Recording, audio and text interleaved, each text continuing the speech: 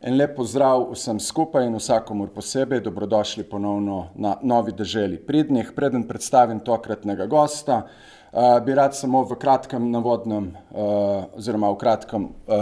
uvodnem nagovoru povedal par stvari, in sicer vsi vemo, da pač že eno leto, mislim, da se zavedamo, da že eno leto živimo v izraziti avtokraciji, da je bilo še posebej zadnjih nekaj mesecev temačnih in sivih in zelo težkih za veliko večino vseh nas. Marsikdo, tudi če ne mi sami, je zapadel oziroma zapadla v ravnodušnost, brezbrižnost, apatijo in tako naprej. Zato bi jaz rad v neki spomladni poslanici na nek način povedal sledeče, da si srčno želim, da s to pomladjo prihaja neko prebujenje v smislu neke nove angažiranosti, novih moči, nove energije, predvsem pa podčrtano z nekim skupnim samozavedanjem, da je morda pred nami spomladansko čiščenje hiše, v kateri mi vsi skupaj živimo. Če bomo imeli to avtokracijo še leto dni oziroma leto in pol, potem to naj pomeni seveda oziroma mora pomeniti to tudi leto oziroma leto in pol nekega upora, nekega boja proti tej omenjeni avtokraciji.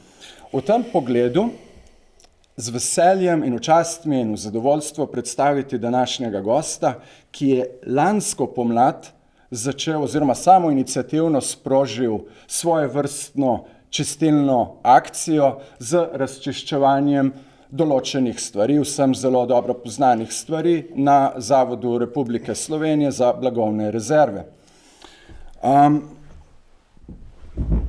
Ivan Gale je seveda človek, ki je širši javnosti poznan kot prvi med slovenskimi žvižgači oziroma kot naš najpomembnejši in najbolj znani žvižgač.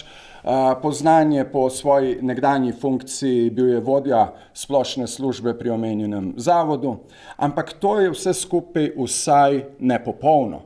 Ko je doštudiral na fakulteti za pravo, na pravni fakulteti v Ljubljani, je delal na tožilstvu, v svetovalni firmi, nekaj časa tudi na Ministrstvu za zdravje oziroma za zdravstvo. Skratka, je človek z znanjem, je človek s kariero in je v mojih očeh in verjamem, da tudi v očeh številnih ljudi, človek, ki uživa višjo stopnjo zaupanja od katerekoli ali pa marsikatere javne institucije v tej državi. Tako da, lepo te pozdravljam, hvala ti, da si se odzval. Danes bova govorila o marsičem, ne bova samo ponavljala nekaterih stvari, zaradi katerih si ti seveda postal znan, ampak se jim ne bomo mogli izogniti. Zanimalo me bo, kako predvsem vidiš to preteklo leto in kakšni bi bili tvoji napotki, nasveti oziroma kako že sam osebno razmišljaš za leto in pol, ki je pred nami. Ne? Zdaj pa, če povem samo gledalkam in gledalcem, midva to snemamo to 23. marca. Zdi se mi datum pomemben, kajti čez en mesec bo, da rečem, prva obletnica te znamenite oddaje na javni televiziji, oddaje Tarča, ki je bila znamenita zaradi tvojega gostovanja in tvojih razkritij.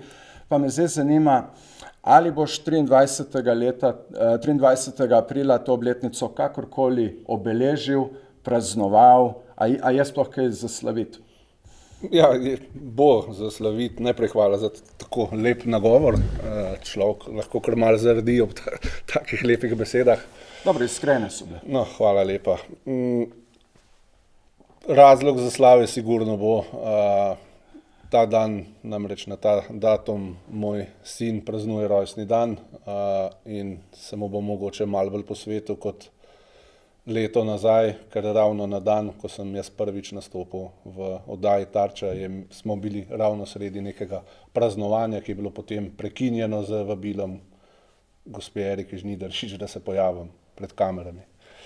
Ti si se na to takoj odzval. Jaz se zavedam, da si verjetno to že, zagotovo pač v intervjujih že povedal, ampak za tiste, ki morebiti niso brali ali pa kjerkoli zasledili, pokličete kolegica novinarka, predlagati, da stopiš javno v oddaji Tarča, da enostavno sprožiš ta, bomo rekli, ta plaz razkriti, ki je pol privedel do seveda tudi pripomogel k protestom in tako naprej. Ti si se za to odločil tako? Ja, v bistvu je šlo za hipno odločitev, ne. Tekom pogovora, seveda, ko mi gospa Erika prvič omeni možnost oziroma namigne, da ne bi pa jaz prišel potem, ko je minister Počivalšek svojo udeležbo odpovedal, ampak je bilo to stvar minute, dveh, že tekom pogovora sem mi potrdil, da pridem. Zaključil sem še neko partijo sobnega tenisa, ki sva s sinom igrala pač v tistih koronskih časih. Se preoblekel in sem šel. 2500 ljudi, po nekem članku, ki sem ga zasledil, je 2500 ljudi, med njimi tudi eminentna imena pač v naši družbi, so podpisali peticijo, da se ti podeli državno odlikovanje. Pač ta peticija je bila naslovljena na predsednika Pahorja. Do tega seveda ni prišlo. Me zanima, kaj si ti pričakoval takrat, ko si stopil v ospredje? Si pričakoval kakršnokoli, bodi si nagrado za tvoj izstop, ali si že vedel a priori v štartu nekako rečeno, da bodo sledile kvečjemu sankcije, očitki, podtikanja in tako naprej?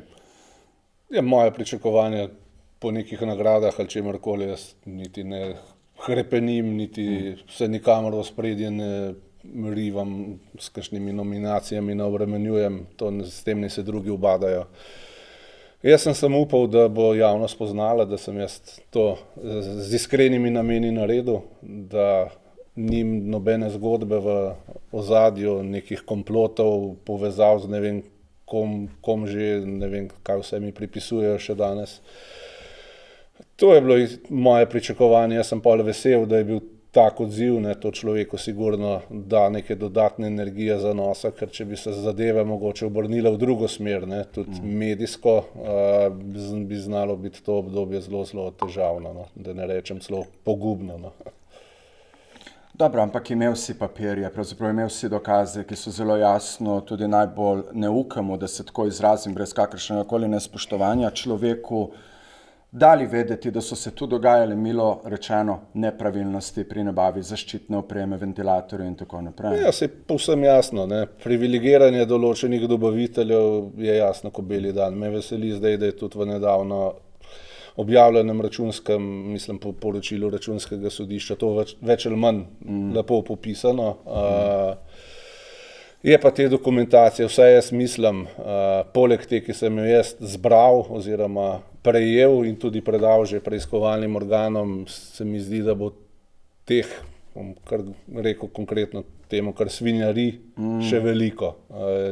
Jaz verjamem, da se bo tudi tekom kazenskih postopkov, preiskovalnih parlamentarnih komisij, jaz mislim, da se bo še marsikaj obelodalo, kar bo še dodatno potrdilo moje prepričanje, da je šlo tle res za eno umazano stvar, sistemsko korupcijo pač iz učbenikov.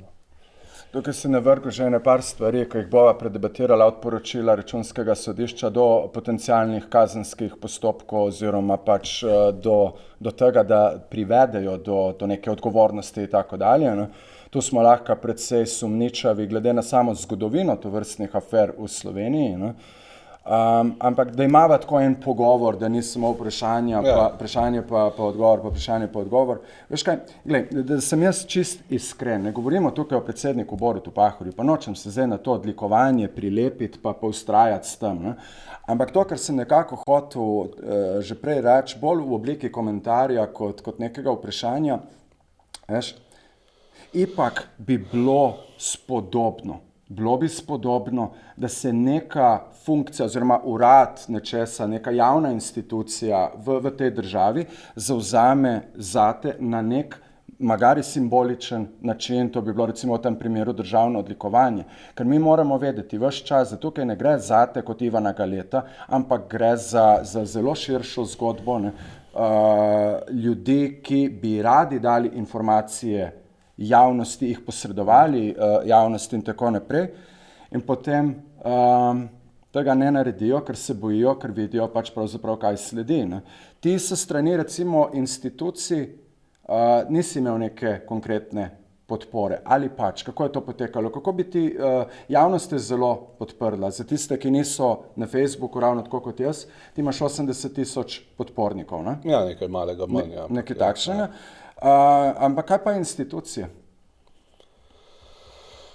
Ja, zdaj vidimo, kako je bilo tudi že v samem uvodniku, kot si povedal, ne, institucije so zelo v nekem krču, ne, ki je posledica pač tega brezsramnega obvladovanja, ustrahovanja vladne klike.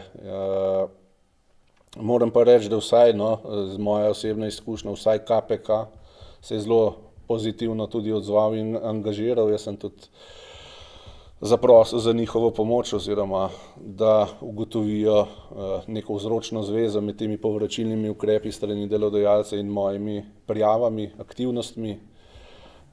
KPK se je tudi odzval z nekim poročilom, vendar ker je pripravljeno oziroma izdelano samo za potrebe delovnopravnega postopka, ga zdaj niti ne bom še komentiral zaenkrat. Kar se pa tiče neke institucije predsednika republike, vidimo... Ali katerekoli druge. Nekega konkretnega, recimo, suporta jaz nisem občutil. Seveda strani nevladnikov, tudi recimo opozicijskih parlamentarnih strank, pa tudi izven parlamentarnih seveda je bilo, ne, dočim iz koalicijskih logično same diskreditacije, napadi, neka podtikanja, ne. Tako da sem pa jaz vesel, da v bistvu uživam podporo javnosti, to mi daleč največ pomeni kroga, družine, znancev, zaupajo, poznajo me, kakšen sem, kakšna je tudi moja zgodovina, bom rekel, zelo neoporečna. Da to daje človeku tisti steber, od katerega se lahko oklene in gre naprej. Tako. Da. Pa ne veš kaj, se strinjaš z mojo prej rečeno definicijo oziroma pa z mojo definicijo, živimo v neki izraziti avtokraciji, napram recimo prejšnjim obdobjem drugih vlad. No, se ni ta človek zdaj Janša prvič premijer in tako dalje, nekatere stvari se samo ponavljajo pod njegovim okriljem, vsakič, ko pride na oblast. Ampak veš, če že živimo v avtokraciji, jaz smatram, da dejansko vedno globlji avtokraciji, vedno širši avtokraciji, kakorkoli bi to formulirali, ne? Institucije, različne institucije bi se lahko ohranile, tu sem zdaj šel stran od Pahorja, ne? V drugih institucijah, se lahko lažje zoperstavile različnim pritiskom, če bi drugo podpirale, če bi podpirale recimo ljudi, kot si tudi ti, eden od, ne? To se pa ne dogaja. Zakaj je to pri nas tako? Ja, zgleda, da sistem ne funkcionira tako, kot bi mogel.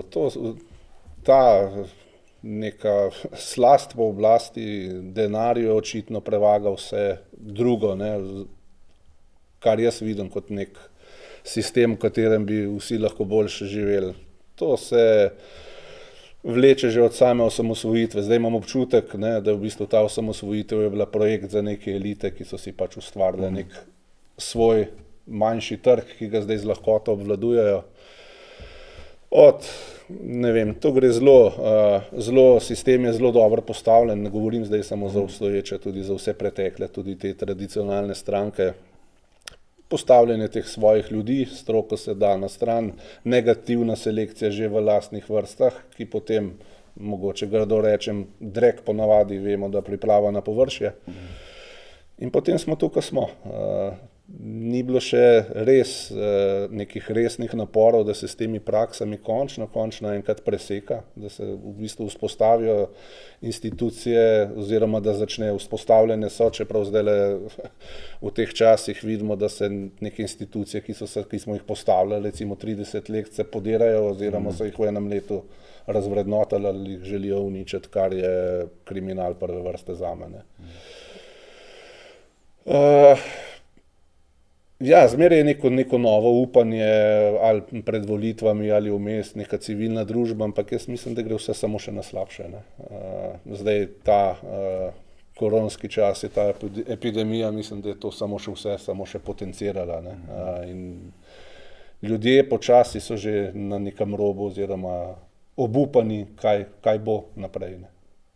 Tukaj imam jaz ne par idej, ampak bova malo kasneje o tem, ampak ja, je res. To, kar se dogaja predvsem zadnje leto, je absolutno katastrofalno tako za civilno družbo, kot tudi širše za različne pravzaprav neodvisne institucije, ne, ki naj bi imele neke vzvode nadzora napram katerikoli obstoječi oblasti, ne. Ampak seveda se to ne tiče samo trenutne oblasti, ki je izrazito avtoritarna, okay, ampak mi nismo nekih elementarnih zadev spucali nikoli že od samega začetka. Ne? Mislim, da trgovina z orožjem, čeprav je popolnoma jasno, ni bila do konca raziskana v smislu tudi tam, da pač ni nihče za to zares nikoli odgovarjal. Ne? In cela ta zgodba se vleče naprej. Ne? Ko je konec novembra 2013 odstopila tako imenovana Klemenčičeva komisija, protikorupcijska komisija, ne? Takrat so odstopili Klemenčič, Praprotnik pa Selinškova.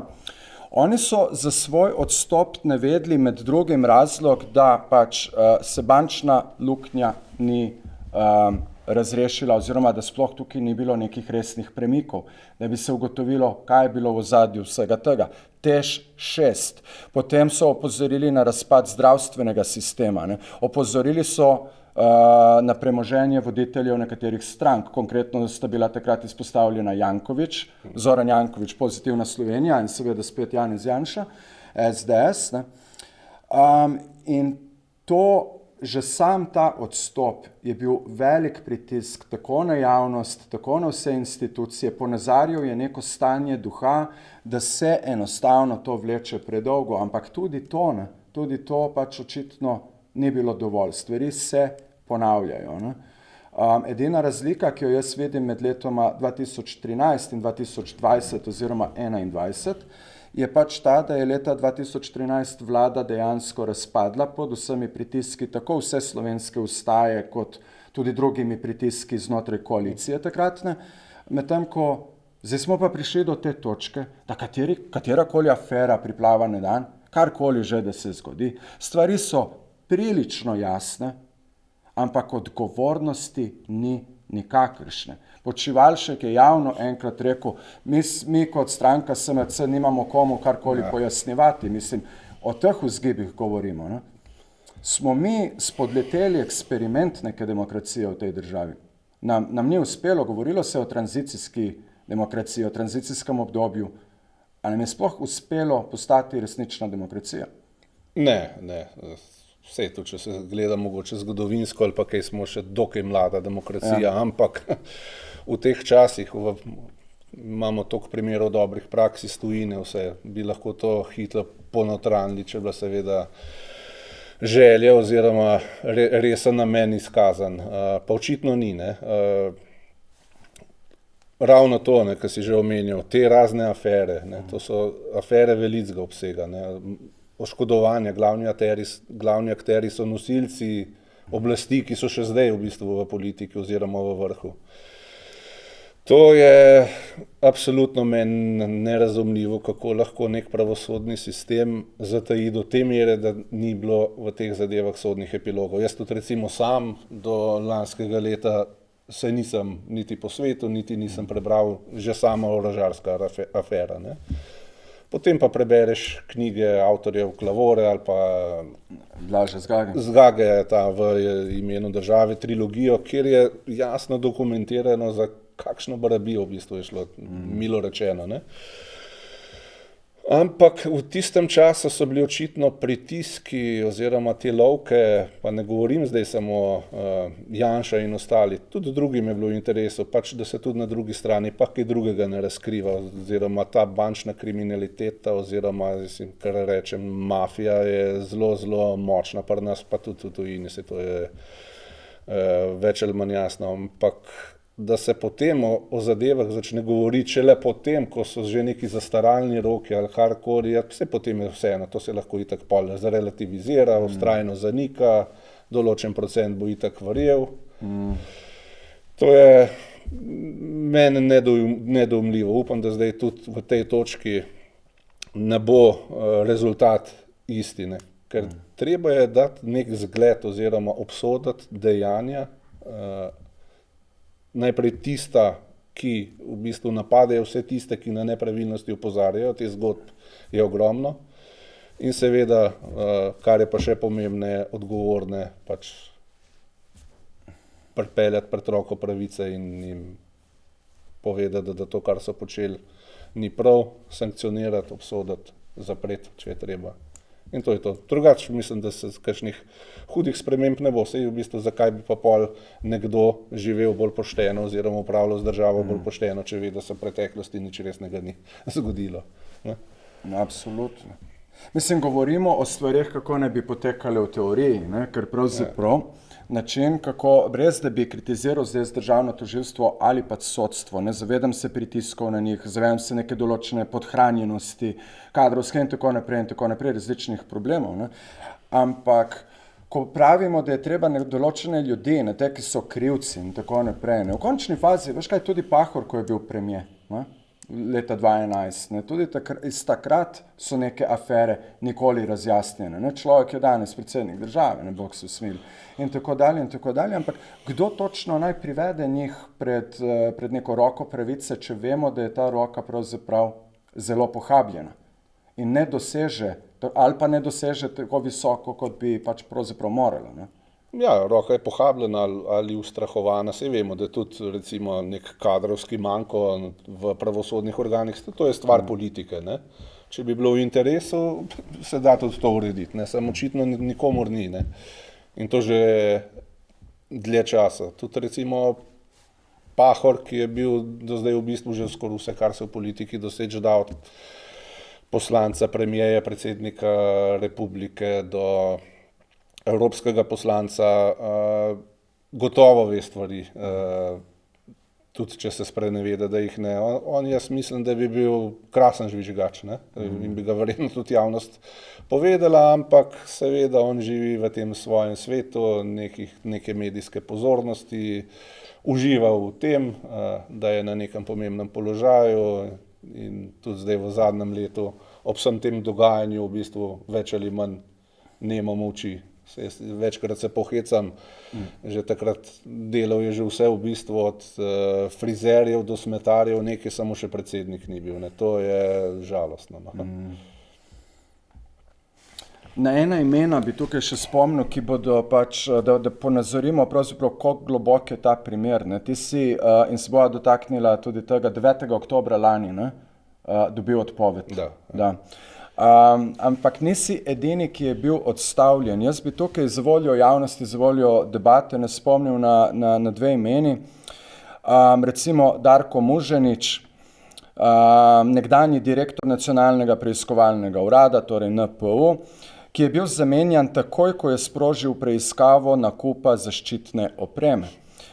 Potem ga je zamenjal, ga je VD direktorja Igor Lambergar, ki je bil na to odstavljen takoj zatem, ko je dovolil hišne preiskave povezane z nabavo medicinske opreme oziroma zaščitne opreme, ne. Stvar se nadaljuje, ne. Potem je 24. junija, lani seveda, odbor za finance, torej parlamentarni odbor za finance, zavrnil predlog novega zakona o računskem sodišču, katerega namen je bil, da bi postopki revidiranja omenjenega sodišča potekali hitreje. Skratka, kdorkoli se približa tem stvarem, je lahko zelo hitro, bodi si žrtvovan, bodi si odstavljen, bodi si odpuščen, potisnjen na margino in seveda ne pozabimo podkupljen. Pač. Absolutno. Vidimo v bistvu vzorce delovanja trenutne vlade, ne. Utišati oziroma uničiti vsakega, ki se je zoperstavi, pa mogoče tudi na kakšnih zelo nedolžnih stvarih, ampak pač nekdo na vrhu te vlade, vemo, kdo to je, ne prenese nobene kritike. Jaz tudi z NPU-ja sicer neformalno dobivam neke informacije o strašnih pritiskih na vse, ki so v preteklosti, bodi si v preteklosti, bodi si zdaj preiskujejo karkoli v zvezi z nepravilnostmi v povezavi z posebej vladajočo stranko, največjo vladajočo stranko, jim ni lahko. Pritiski so baje strašni, neke premestitve se ves čas dogajajo, tako da že slišim, da sploh ni več ljudi, ki bi delali na konkretnih primerih. Tako da mene to res žalosti, ne nazadnje ta vlada ves čas, v bistvu, ko je bila še opozicija, recimo predvsem največja vladna stranka, govorila o teh, kako imajo neki strici, globoka država pod kontrolo vse te represivne organe, posebej še policijo. Zdaj v bistvu, ko so pa oni prišli na oblast, so pa ravno to, kar drugim učitelji dvigali na čist nek nov nivo brez primere v zgodovini. No. To je vse jasen pokazatelj. Recimo, tako pogoste menjave, ne vem, v vrhovih policije, da se v enem letu zgodi 5-6 menjav, to je čist jasen podatek, da gre to čisto za politizacijo organa, nič drugega. Ne. In zato ravno jaz pravim, da dokler bo še ta vlada nekih resnih epilogov, ni za pričakovati. Potem stvari pa se bodo, jaz upam, da se bodo, sem tudi prepričan, da končno enkrat zaključimo neko zgodbo tako, kot se spodobi. No.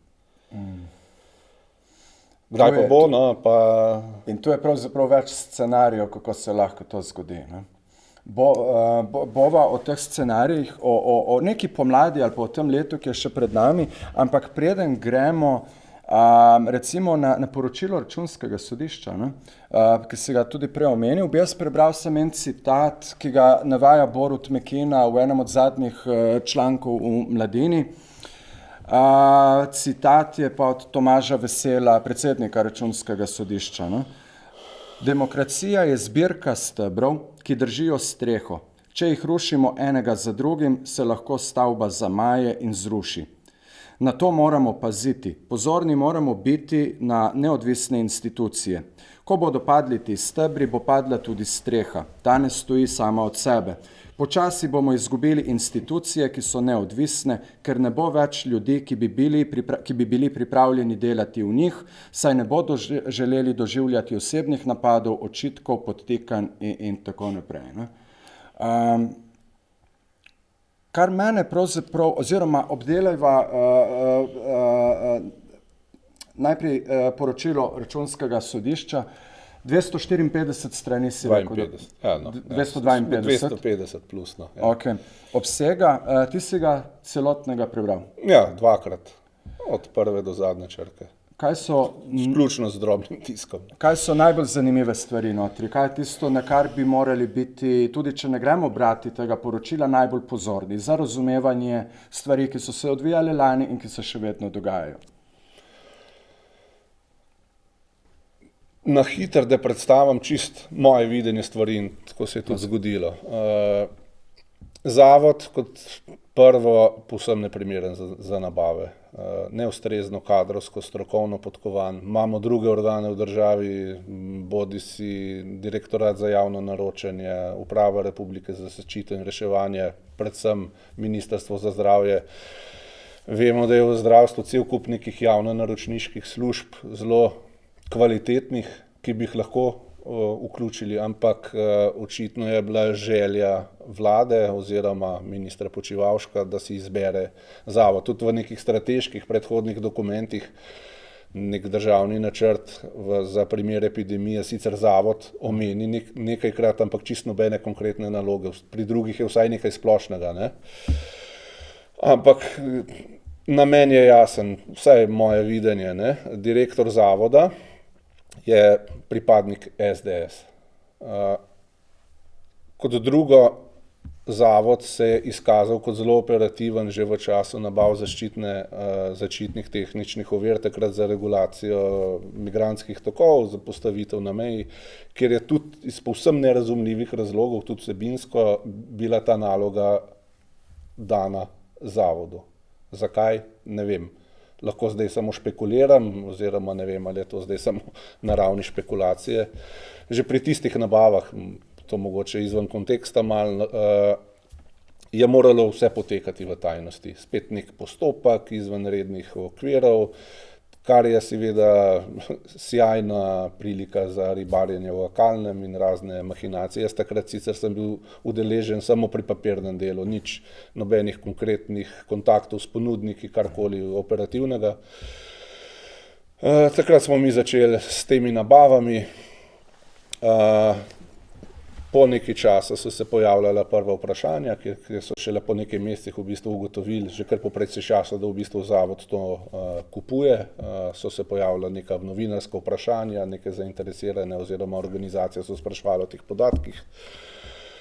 Jaz sem takrat že pripravljal to dokumentacijo, pač, da jim posredujemo, ne, ker to takrat ni bilo nič tajno. Nek nujen postopek smo si uvedli na povpraševanje na trgu z določenimi ponudniki in zadeva je stekla.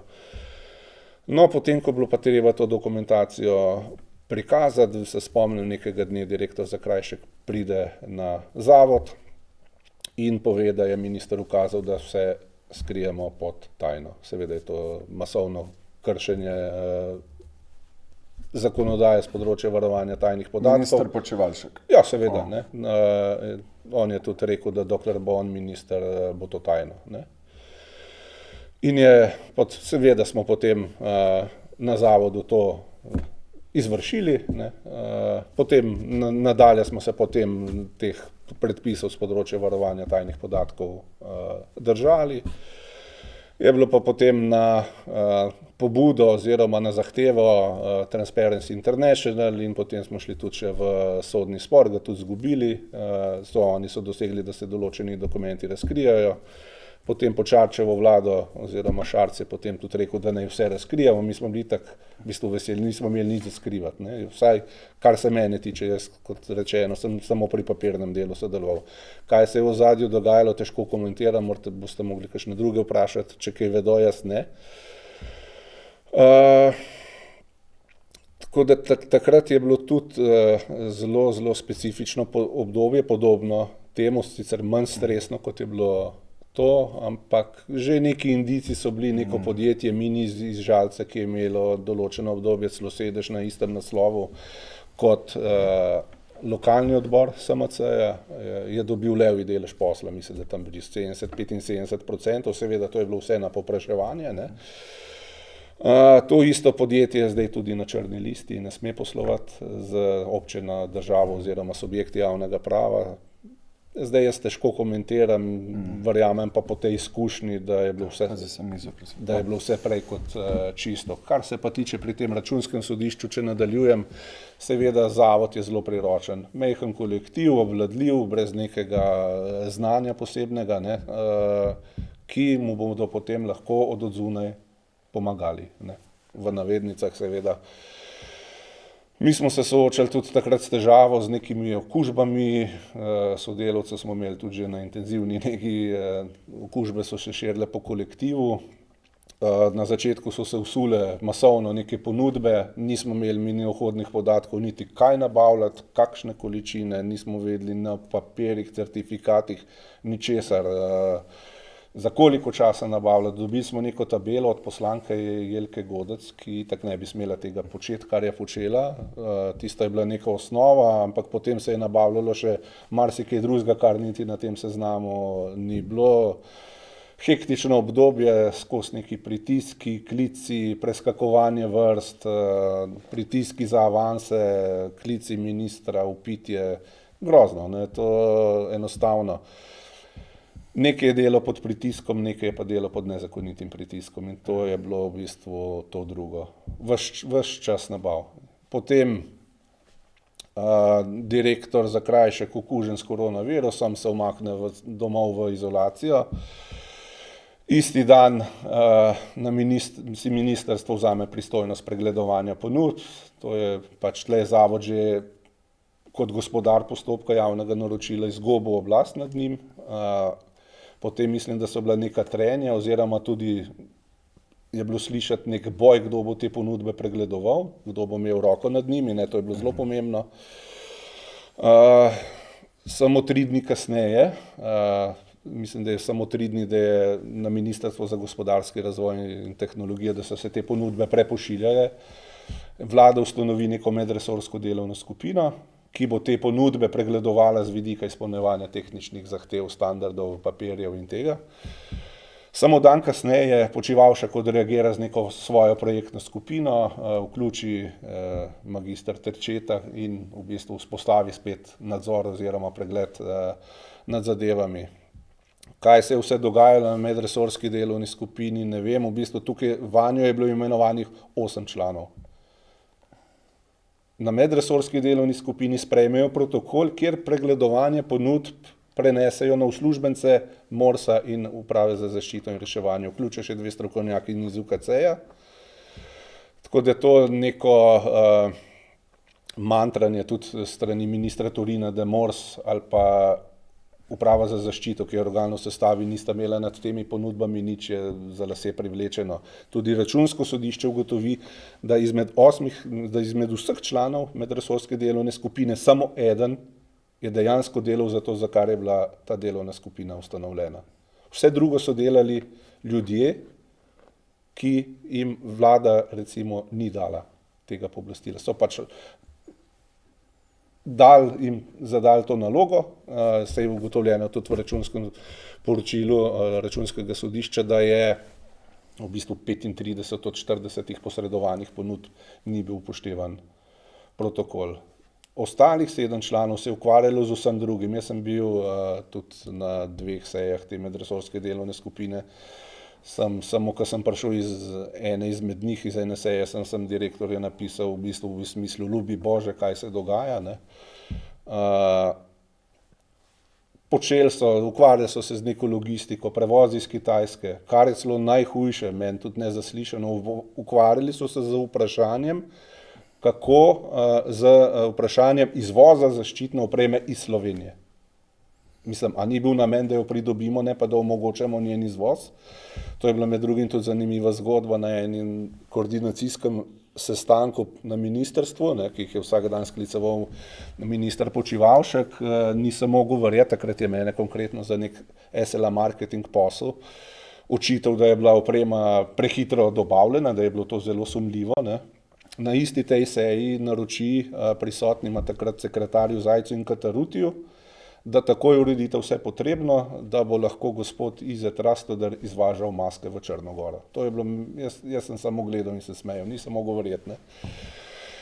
In teh primerov je bilo veliko. Tudi ta gospa Andreja Potočnik, ki je bila vključena v projektno skupino, ona dejansko je bila nek podaljšek, tako podobno kot Terče Počivalškov, oziroma vez med ponudniki in medresorsko delovno skupino in zavodom, v bistvu delala je zanje, saj tudi Računsko sodišče to ugotavlja, ne, čeprav javnost, treba je pa prebrati, ne, tudi neki novinarji, tudi resni, zelo nekaj pavšalno komentirajo, ampak če hočeš, preden pokomentiraš Računsko sodišče, si preberi poročilo, ne, pol boš pa lahko šele kaj konkretiziral oziroma kakšno mnenje izražal. Ne, in vse te okoliščine, vse te zadeve so seveda pripeljale do tega, da je bil zavod tudi sam neučinkovit, številne nepravilnosti, ampak ravno na to sem jaz opozoril. Vzeli so nam možnost odločanja, pregledovanja ponudb, mi smo seveda skušali upirati, takrat je bila itak grožnje, so bile z odpustitvami, z izgubo službe, ne nazadnje tudi direktorju, gospod Marjan Podobnik, neki grozil z ministrom Počivalškom pa Janšo. To so bile zelo, zelo težki dnevi. In jaz imam številno, saj bom to tudi še v nekem daljšem odzivu na Računsko sodišče vse pisal, tudi moje aktivnosti, kako sem ves čas opozarjal direktorja, ministra Terčeta, predsednika upravnega odbora, s predsednikom vlade sem se hotel dobiti, ampak ko ni šlo, sem jaz rekel, v redu, jaz se tega ne grem več, takrat sem tudi pol rekel, da vračam pooblastilo, ne. Sem naletel na gluha ušesa, sodelavci so se tudi odločili oziroma niso imeli poguma, da gremo v bistvu vse to prijaviti k nadzornim organom, sem potem ostal sam. Odstopil sem tudi kot skrbnik načrta integritete, bil sem tudi oseba pooblaščena dostop do informacij javnega značaja, sekretar upravnega odbora, veliko teh funkcij, vsega sem odstopil, ker očitno ničesar nisem dosegel. In zdaj, ko tudi poslušamo, ne, minister Počivalšek, ne vem, že večkrat, ne vem, kako rad pove, ne, da je bila neka vloga Ministrstva za gospodarski razvoj in tehnologijo obrobna oziroma da niti ni bila ključna, je v bistvu resnica je ravno drugačna.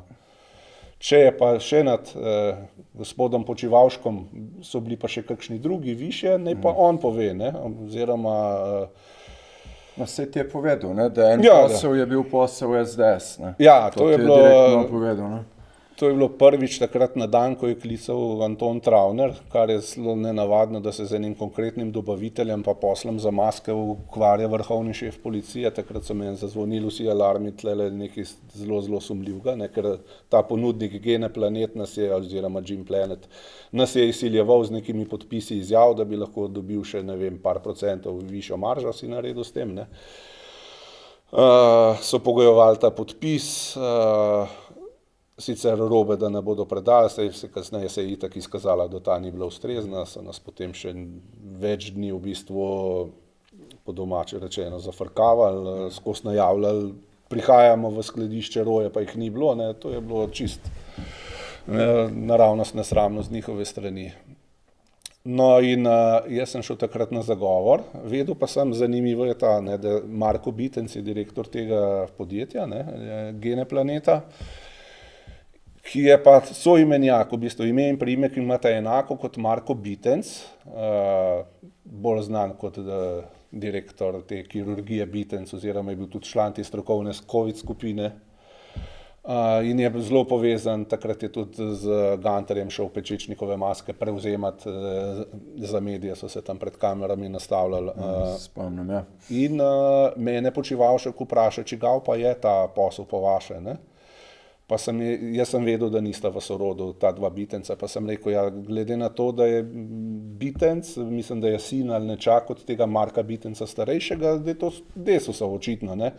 Rekel, ne, ga le nimate prav, to je SDS-ov, ne, to je sigurno SDS. In potem za tega istega ponudnika ga je tudi na teh skupnih koordinacijah v pričo 10-15 ljudi v bistvu skozi Gene Planet je ga leto posel, Akron je ga leto posel. Jaz sem se takrat samo nasmihal, jaz nobenega ponudnika nisem niti poznal, niti favoriziral, niti karkoli.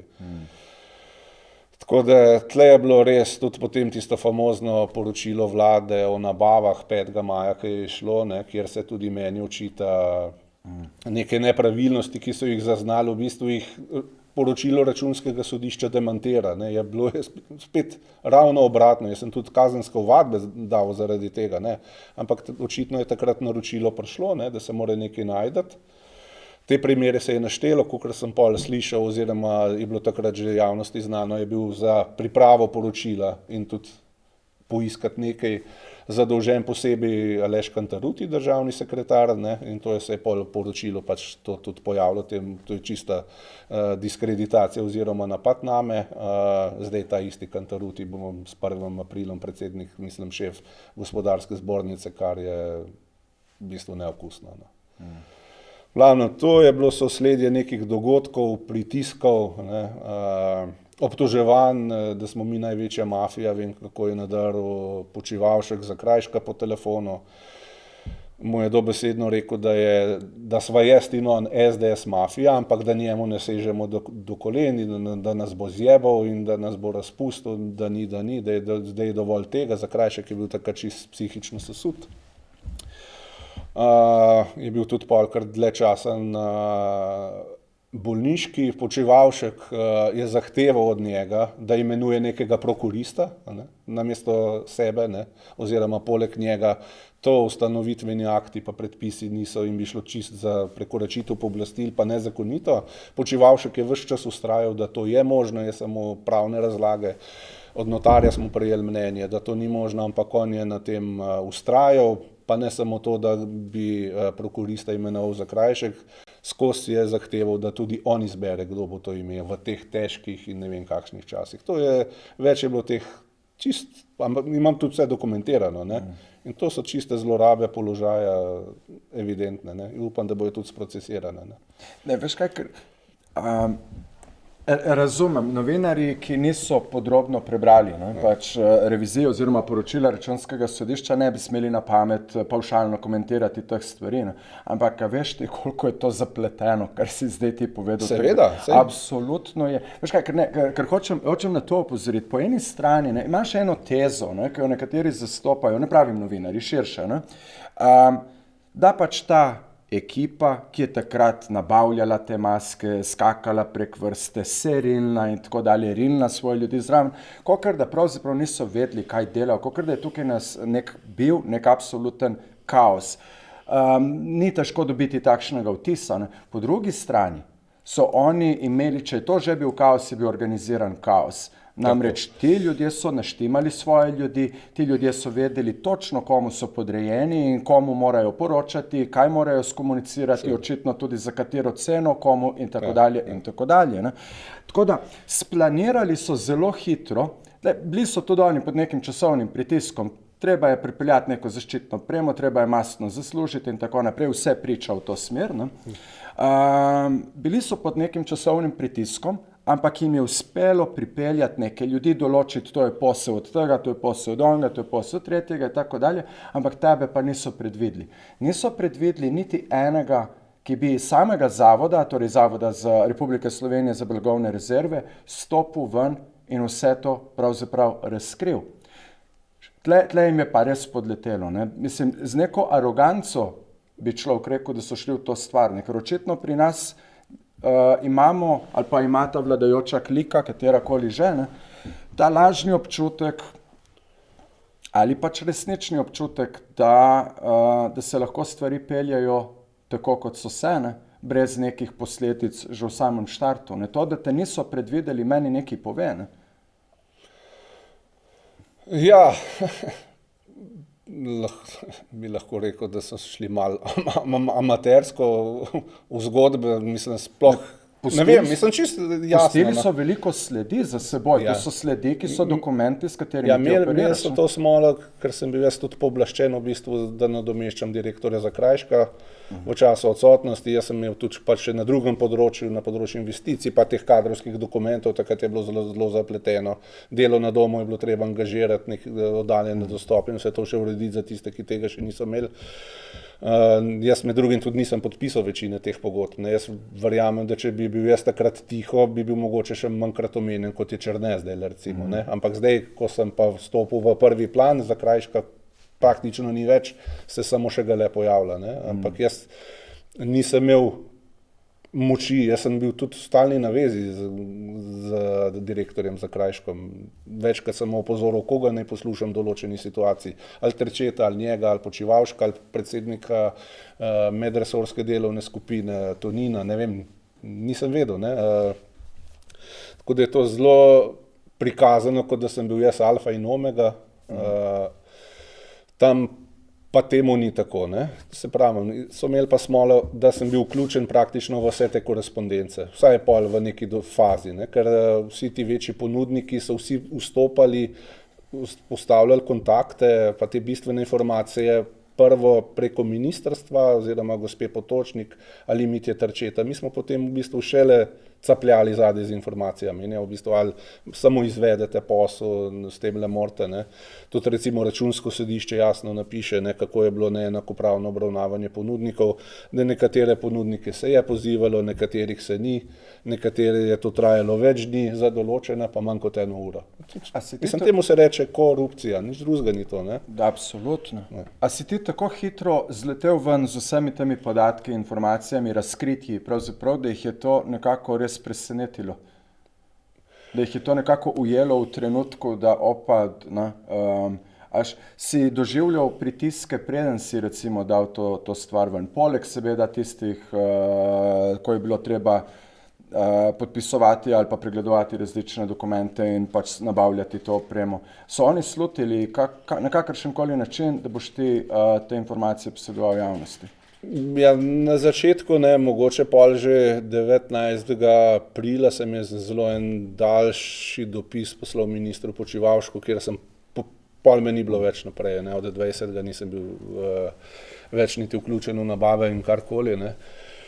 kjer sem pač napisal nekaj v smislu, kako sem se v bistvu na zavodu dobro počutil, da delovno okolje in vse, in da pa ne bom dopustil, da se to počne z zavodom, samimi sodelavci, in da sem pripravljen tvegati marsikaj več od zaposlitve. Mogoče je bil to nek indic, ampak mislim pa, da niso verjeli, da bo šlo to tudi naprej. Če vemo, pol 2 dni kasneje je bil Zakrajšek, je takrat bil sesut, je dal tisto neko predlog odstopne izjave ali kakorkoli, ne. Jaz sem mu takrat svetoval, da tega ne naredi, ker nas bodo začeli, dobesedno nas bodo porezali. On je rekel pač, da ne, mogoče je mislil, da ima zaslombo v svoji stranki ali pa ne, ampak je evidentno, da so ga žrtvovali, ne.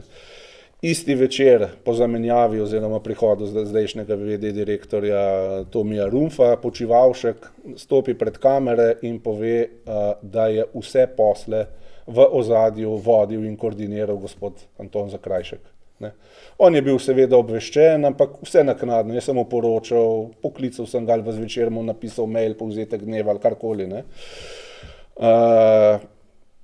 Povezoval ga je tudi z določenimi ponudniki, jaz verjamem, da on ni imel pojma. Je pa posredoval neke informacije iz strankarskih vrst, dajte za tega pogledati, recimo tudi za gospoda Peterleta me je klical 2-krat, da ga je večkrat že klical, potem je gospod Peterle mene klical, iz ministrstva so nam poslali sporočilo, dajte pogledati, gospod Peterle je tole urigiral, ne.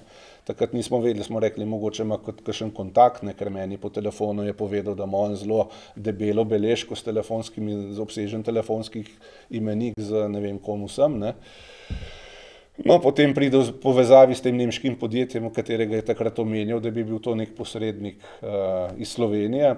Jaz sem šel pa čist iz Ferca takrat pogledati iz radovednosti na iPes in vidim neka Meta Peterle, pa še nek priimek ima, in mi je bilo pol jasno, malo pobrskal po spletu, da gre v bistvu za hčerko gospoda Peterleta. Sicer potem do sklenitve posla ni prišlo, mogoče so bile kakšne dobavne težave, ampak če bi imeli možnost, bi sigurno tudi to spravili skozi. Sigurno. Absolutno. Škaj, izjemna hvala, da si nam, vem, da ni to prvič, stvari so bile v javnosti, ampak kot rečeno, že na samem začetku minilo je 1 leto, marsikaj je bilo morda vmes tudi, ne, zagotovo tudi vmes pozabljeno. Računsko sodišče ti je pritrdilo in hvala ti za to izčrpen opis, pravzaprav razdelil si nam DNK strukturo te korupcije, ne, ker lahko je za nekoga tudi malo kot laika reči, ok, to so vse skupaj koruptivna dejanja, vse skupaj na to nakazuje in tako dalje, ampak ti si nam oziroma nam že 1 leto skoraj da razkrivaš pravzaprav, kako to resnično poteka, in res ti hvala. Ampak ok, poročilo Računskega sodišča je zdaj zunaj. Ok, in kaj zdaj? Kaj bo zdaj sledilo? Kaj so tvoja pričakovanja, oziroma če karkoli veš, oziroma kako naj bi v teoriji vsaj pravno formalne neke države stvari potekale naprej? Če bi bili normalna država, bi bile že dolgo te vlade ne bi bilo, že recimo hmal po tistih razkritih. Saj napravim, da sem jaz že s tistim dnevom, že ko sem prišel z informacijami ven, da naj mi vsi verjamejo, ampak potem v naslednjih mesecih so te informacije, sem velikih tudi obelodanil, povedal, podprl z dokumenti. Bi bil že to signal, da se nekaj zgodi. Jaz sem bil takrat po tistih razkritih prepričan, da bo prišlo do rekonstrukcije, vsaj v delu zamenjave ministra Počivalška. Ko pa se 100% Janša postavi njemu v bran, mi je bilo čisto jasno, v bistvu, da je bilo to nek skupen posel, v katerem so sodelovale vse stranke, ne, oziroma to podpirale.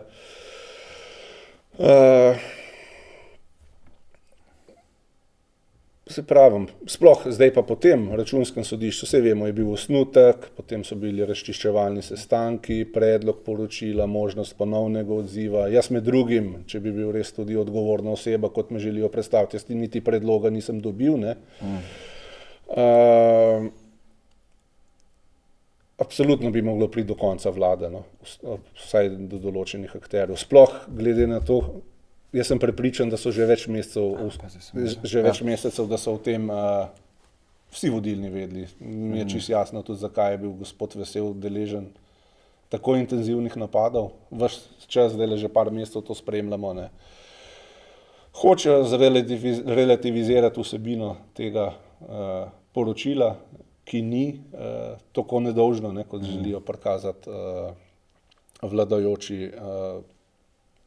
Mislim, vesel se ni uklonil, ne? Ni se uklonil, on je vztrajal do konca in to poročilo je dal naprej. In so ga poskušali diskvalificirati, celo z nekimi idejami so prišli, da je treba končati njegov mandat, da je, ne vem, govorim seveda o vladajočih, no? In tako dalje, in tako dalje. Bil deležen številnih manipulacij, potikal nič takšnega, kar ti tudi na svoji lastni koži ne bi doživel, ne? To je ta stara preizkušena metoda shoot the messenger, oziroma ustreli kurirja, ne? Prinašalca, v tem primeru za njih slabih novic, ne? Ampak on je vztrajal do konca in vsakemu čast tudi njemu. Absolutno. Res globok poklon, neodvisno od zgodbe z njegovim delovanjem oziroma opravljanjem neke nadzorne funkcije v FIFI, to ne zdaj KPK oziroma ne vem, kdo bo zdaj to presojal, ali je s tem karkoli kršil ali ni. V tem delu, kar se tiče računskega sodišča, je odigral vrhunsko vlogo. Sem vesel, zavesela, no, da je tudi imel toliko poguma, opozoril tudi na vse tisto, kar se dogaja, kar si tudi prej recimo prebral o teh stebrih demokracije in kako hitro se lahko vse poruši. Ampak ja, to je pač tisti tipičen manever, ampak jaz pravim, ukvarjamo se z vsebino, šele potem z osebami. Ampak, okej, on je zdaj naredil svoje delo, svojo službo in tako dalje, svojo nalogo, ne? Zdaj pa, kako grejo postopki? Kaj je pravzaprav tisto, kar je pred nami? Kaj naj zdaj pravzaprav pričakujemo? Bo prišlo do kazenskih ovadb oziroma ali že tečejo nekateri postopki? Ja, teče jih že veliko, ne? Bilo je povedano tudi že tam koncem lanskega leta, da je bilo 13 naznanil suma storitve kaznivih dejanj, seveda ta niso javna, si pa predstavljamo v bistvu že iz vsebine poročila, katera so, ne? Nekatera tudi tiste, za katera sem jaz sam podal ovadbe, ampak predvidevam, da je v ozadju še marsikaj, za česar tudi jaz sam ne vem. Gotovo je bila tle ključna vloga SID banke, ki je financirala določene posle oziroma izdajala poroštva, ker če bi to javnost vedela, bi se marsikdo seveda lahko prijavil, če imaš ti državno poroštvo zadaj, pomenilo bi to več milijonov ali pa 10 milijonov prihranka, da ne govorim, če bi šli neposredno sklepati posle s kitajskimi podjetji, kar je tudi bila opcija, se pravi, ampak zdaj ta računsko sodišče je obremenjujoče poročilo, pač kakršno je, vlada očitno še drži skupaj, ne, pooblastil kakšnih računsko sodišče nima, se pravijo, da recimo podobno kot KPK je nek brezzobi tiger. Ampak mislim, da bodo tudi svoje delo opravili, pač prvi korak je bil zdaj storjen, sicer mogoče kasneje, kot bi si tudi sam osebno želel, pa še marsikdo drug, ampak stvari se odvijajo, tudi na KPK-ju potekajo postopki preiskave, sam nisem bil še v enem poslu z tem Public Digital Infrastructure od gospoda Pečečnika, ne vem sicer točno, kaj se mi očita, predvidevam, ja, tudi na tega poročila, jaz bom to svoje objasnil, imam tudi kar obsežno dokumentacijo, kjer sem tudi na marsikaj opozoril. Škoda je, ker je bila KPK-ju, mislim, da včasih celo so imeli pooblastila, da tudi zasebni sektor preverjajo, pa ugotavljajo kršitve integritete oziroma korupcijo, pa je potem bilo z eno novelo to ukinjeno. Lahko si predstavljamo, zakaj, ne? Kdo je v bistvu to dosegel, pač neki igralci močni očitno iz zasebnega sektorja, zlobirali verjetno, da je to šlo skozi, ne. Tako da smo zdaj v preiskavi pred KPK-jem samo javni uslužbenci, teh 8, ne. Si pa verjamem, da bi si zaslužili od ponudnikov vsaj še enkrat toliko, kakor je nas, bi moglo biti še na drugi strani preiskovanih. Ampak tisti se bodo mogoče pa ujeli v kazensko kolesje, pa upam, da tudi koga orang zagrabi.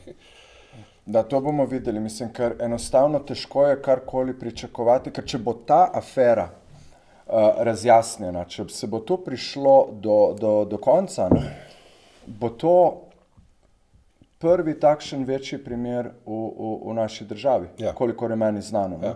Tako da veliko stvari je tu odvisnih seveda od tega, moramo biti pozorni, jasno, kako se bodo zadeve odvijale naprej. Jaz imam neke vire, ki jih ne morem tu razkriti. Na vas je, če seveda meni verjamete, jaz svojim virom absolutno verjamem, glede na to, od kje prihajajo. Niti ni cela situacija tako zelo nelogična, ampak zavezništvo Janša Počivalšek, ki ni zavezništvo SDS SMC oziroma SMC, sloni pravzaprav na dveh stvareh, naj bi slonelo na dveh stvareh. Viri pravijo takole, da Počivalšek vse, kar hoče od Janše, je Slovenski turistični holding, kjer je po nekih predvidevanjih že v prvi fazi predvidena kraja od 80 do 100 milijonov evrov. In druga stvar je pač ta, da ta vlada ustavi vse kazenske postopke, kaj šele pregone zoper seveda Počivalška. In to je baje edino tisto, kar zares drži Počivalška tako blizu Janše. Sicer so tudi nasplošno vse njegove Počivalškove torej poteze popolnoma nelogične, zakaj dovoljuje Janši, da tako pometa s članicami in člani SMC-ja, z različnimi vidnimi imeni iz te stranke. Mislim, da spremljamo lahko prav te dni ponovne napade, ponovna obračunavanja Janše s predstavnicami in predstavniki SMC-ja. Počivalšek jih nekako ne zaščiti, ne naredi nikjer neke poteze, da bi končal pravzaprav to Janševo maltretiranje njegove lastne stranke. Danes, evo, povedal sem že prej, snemamo 23. marca, to je torek. No, danes je prišla novica, da je Počivalšek rekel, da se bo resno pogovoril z Janšo o načinih komuniciranja in da ga bo pozval k neki samokontroli, torej Janšo. Good luck with that, res. Ampak vidimo pravzaprav, da tukaj, če že gre za bando, kot se zdaj že ponarodelo, pravzaprav rače, je to banda sestavljena iz cele kopice amaterjev, nekih koristno ljubnežev in parih divjih zveri, profesionalcev, ki obvladujejo pač res trenutno ta politični in nanj pripeti gospodarski prostor. To je situacija, ki jo imamo trenutno v državi, več kot očitno. Očitno, ja. Saj vidimo v bistvu tudi vlada, kako je sama nastala. Pa mogoče na začetku je bilo vsej uživala dokaj veliko podporo v javnosti. Tisti prvi mesec epidemije, potem, ko so se pa začele stvari odvijati. Ja, dokler ti nisi razkril stvari. Ja, plus vse ostalo, kar je sledilo. Gre za evidentno izdaja volilnega telesa dveh strank, koalicijskih, oziroma zdaj je ena, formalno vsaj ni, oziroma ne vemo, sedi na 2 ali 3 stolih. Gre čist za ozke osebne interese nekaterih določenih posameznikov, ki jim ni važno v bistvu, kaj si o njih misli kdorkoli. Mogoče so neki medklici zdajle strani Janje Sluge, Zorčič zdajle nekaj v bistvu je veliko nočni čas, pa se barvajo jajca, pa bo mogoče še on kakšne barve zamenjal, ne vem. Ampak ja, tudi nesramen napad na v bistvu vodjo poslanske skupine stranke, ki je v lastni koaliciji. Počivalšek lahko govori, ne vem, da se bo pogovoril z Janšo, sem glih en komentar nekje na enem omrežju videl, da v bistvu prositi Janeza Janšo po samokontroli, pa biti pri tem uspešen je približno tako, kakor na kresno noč moliti za sneg v Sahari. Pač ne bo se zgodilo, on ne upošteva nikogar, kar se tudi vidimo, imamo neko čredo upognjencev, ki mu pač slepo sledi.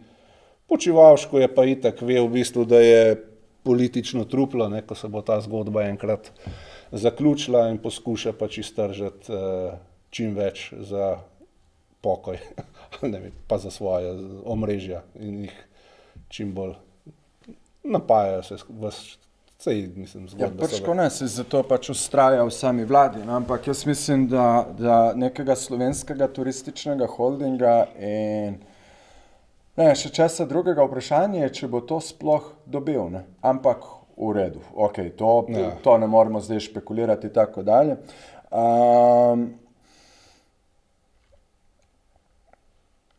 Če greva nazaj na tvoj primer, pa se bova potem vrnila k nekim načrtom tudi za prihodnost, ampak da ne greva mimo prej omenjenega 9. oktobra lanskega leta, ko si dobil odpoved.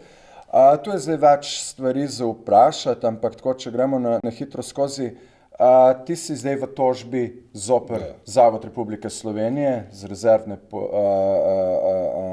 za blagovne rezerve. Kako je zdaj s to tožbo? Ukolikor imaš dovoljenje, da o njej pravzaprav govoriš, včasih se postopki javno ne komentirajo, ko sama tožba poteka, recimo. Nekih zadržkov niti ne, seveda, jaz sem pol v tistem roku vložil tožbo, s katero pač izpodbijam nezakonitosti odpovedi, ki je bila evidentna. Potem je stvar zastala, ker v teh zadevah glede obstoja delovnega razmerja oziroma odpovedi so roki dokaj krajši oziroma se mora glavna obravnava sorazmerno hitro razpisati, vendar je bilo potem ti procesni roki so se ustavili zaradi epidemije z nekim vladnim odlokom. Tako da sem bil 2 tedna nazaj sem bil na sodišču, 10 dni nazaj sem bil na sodišču, kjer je bil poravnalni nalog, mi smo dali neko poravnalno ponudbo, dali en teden časa do tega preteklega petka, na katero se pač niso odzvali oziroma je niso sprejeli. Tako da se zdaj zgodba se nadaljuje, 19. maja je razpisan naslednji nalog, če se bomo uspeli poravnati, vmes se bomo, če pa ne bomo pa pač čakali na izid postopka, verjetno v primeru mojega uspeha sledi pritožba na višje sodišče, še tam za nekaj mesecev potem ta agonija podaljša, ampak saj imamo čas, jaz potrpljenja imam dovolj. Bom pa tudi v kratkem tudi samo postopek zelo precizno pokomentiral, tudi z vsemi vlogami in dokazi, zaradi kakšne absurdne stvari sem prejel odpoved, da ni šlo za nič nezakonitega, da je več istovrstnih dejanj naredil tudi gospod Tomi Rumpf, šef blagovnih rezerv po prihodu na zavod. Ampak očitno nekaj so mogli najti, zaradi stvari, katere sem mogel odletati. Če ne bi si pa mogoče spomnili, da sem prevečkrat v črnem puloverju, pa bi zaradi tega šel. Ker razlog je lahko privlečen za lase, ne se potem sodišče potem ugotavlja utemeljenost, ampak ti pristaneš na cesti, šteje se, da je delovno razmerje prenehalo po tvoji krivdi, zgubiš v bistvu vse pravice do nadomestil, do dohodka in si pač prepuščen sam v sebi. Imaš neke institute prek nekih inšpekcijskih postopkov oziroma predvsem sodišča, ampak to kolesje melja počasi. To so meseci, lahko se tudi obrnejo v leta in to je pa problem. Ta čas prebroditi ali najti neko zaposlitev ali karkoli, je s tem, da si v situaciji, taki kot sem bil jaz, ponavadi zelo psihično, je to zelo naporno obdobje, si tudi težko predstavljam, da bi takoj začel nekaj s polnim zanosom delati, kot sem na zavodu pred epidemijo oziroma med epidemijo. Tako da zdaj moj cilj ali pa želja je, da predvsem razčistimo vse te zadeve, vztrajal bom z vsemi svojo energijo moči, da se pač odgovorne kaznuje, da dokažem svoj prav. To je zdaj prvi cilj. Seveda plus projekt zdaj novo ustanovljenega centra, kjer neko podporno okolje za podobne posameznike, kot sem bil jaz, ponudimo. S tem bomo definitivno tudi zaključili, tako nekako sem si potem predstavljal to stvar, če ostaneva še malo pri tej tožbi, ne tožbi, nego pri sami odpovedi, tvoji odpovedi. Seveda, da bodo to zavlačevali, to je nekako moje mnenje, in s pritožbami in zavlačevali tudi same sodne postopke in tako naprej, torej pravne postopke in tako dalje, ker pač oni imajo tudi čas. Oni Seveda. imajo tudi. In, mislim, da In denar, ne. In denar, da ne pozabimo Neomejeno, to. Da, ki ga črpajo seveda iz proračuna. Veš kaj, prva in osnovna stvar, ki so jo pravzaprav naredili, je bila ta, da so te sploh odpustili. Ne? In to je bilo tisto, kar so iz nekega njihovega vidika morali narediti, da se tebi in maščujejo in da pošljajo zelo jasno sporočilo vsem ostalim, kar sem omenil že nekje na začetku, da se ne bi preveč ponavljali. Ampak veš kaj, smatram, da so takrat opazovali tudi odziv javnosti in odziv medijev predvsem in tako naprej. Ne? In tudi tu so videli pravzaprav, da jim je gladko šla stvar skozi, ne? Če smo čist iskreni in samokritični. Zanima me, kako je s teboj vmes od tega 9. oktobra in tako dalje, pa tudi že prej si dobival razne pozive, recimo, da se ne vem, angažiraš v kakšni politični stranki, si dobival, kaj pa vem, to ne prošnje, ampak ponudbe za zaposlitev kje drugje. Te je obiskala kakšna skupina ljudi, ti predlagala ustanovitev tvoje lastne stranke ali pa kako je bilo kaj s temi zadevami? Ja, teh ponudb je bilo ogromno, no, sploh in strani političnih strank in parlamentarnih, izven parlamentarnih. Oblikovale so se neke iniciative, skupine, nekaj časa sem si celo še nek seznam vodil, da se nisem zgubil vseh tej poplavi informacij, potem sem tudi to nehal. No. Jaz sem rekel, da bom politično veliko bolj aktiven, takrat je enkrat po enem intervjuju za 24 ur završalo, gale v politiko in ne vem kaj. Ne. Jaz sem rekel, da je zdaj to politično aktivnost dokaj široko, jaz pojmujem lahko tudi v neki obliki nekega aktivnega državljanstva, kakorkoli, ne. Da absolutno se ne bom pridruževal nobeni obstoječi, sploh ne parlamentarni stranki ali karkoli, sploh pa ne do takrat, dokler ne bodo vsaj prvi sledki revizij. Ne. Ker to lahko v bistvu, sem rekel, ne vem, kaj bo. Ne. V časih, v katerih se nahajamo, ki so organi pod takim pritiskom, sreči Računsko sodišče ni klonilo, ne vem, kaj bo poročilo pokazalo. Ne. In da tudi neko zgodbo, nekih iniciativo že s tem kompromitiram, je že problematično. Jaz sem v bistvu, prioritete so zaenkrat drugje. Kaj bo pa čas prinesel, pa ne vem. Kaj pa ponudbe za službo? Je bilo nekaj tudi nekih povabil, pa nekih priložnostnih del ali karkoli. No. Ni bilo pa tega veliko. Veliko ljudi me je klicalo, tudi iz gospodarstva, tudi ljudi, ki jih poznam, ki me poznajo, ali iz javnega sektorja. Ivan, radi bi ti ponudili zaposlitev, se ne upamo, vemo, da si krasen, vsak bi si tazga želel, ampak se ne upamo, ker bomo deležni ali izgube posla, ali poziciji, ali čist. Ne. V strah je vse prisoten, povsod, na vseh nivojih trenutno. No. Majhna je tam lakuža, no? Ja. Res je majhna. Ja. Kako vidiš širše gledano to, kar sem rekel na samem začetku, še eno leto oziroma leto in pol, to me je prej kar zamajalo, ko si v avtu rekel, da šele oktobra, novembra, naslednje leto so volitve. To pove, da tudi jaz veliko ne vem o tej domači politični sceni, ampak to me je res potrdilo. To res pomeni še eno leto in pol. Jaz sem mislil aprila, res. To eno leto, okay, pa tudi to je veliko, vsak dan je narejene pravzaprav toliko škode, ne samo nam, nego tudi ugledu Slovenije v tujini in tako naprej. Ta fiasko, ki je pahnil to vlado, ki zdaj sama s sabo obračunava, omenjali smo to že malo prej in tako dalje. Ne. Mislim, to izčrpava tudi našo družbo. Poleg vseh pritiskov, ki se zraven odvijajo, če se navežem na te stebre, ki naj bi držali to streho skupne hiše, torej neke demokracije, kot to definira Tomaž Vesel, predsednik Računskega sodišča. Ampak, je pa tudi res, da se bo treba proti temu še naprej boriti. Že s tem načinom, da se ne kloni, da se ne kloni pod temi pritiski. Ne. Ena od teh priložnosti, to, kar sem prej v uvodu rekel, da bova spregovorila, kdaj pa kako bi to bilo možno, recimo, da spet naredimo neko hajko, ne.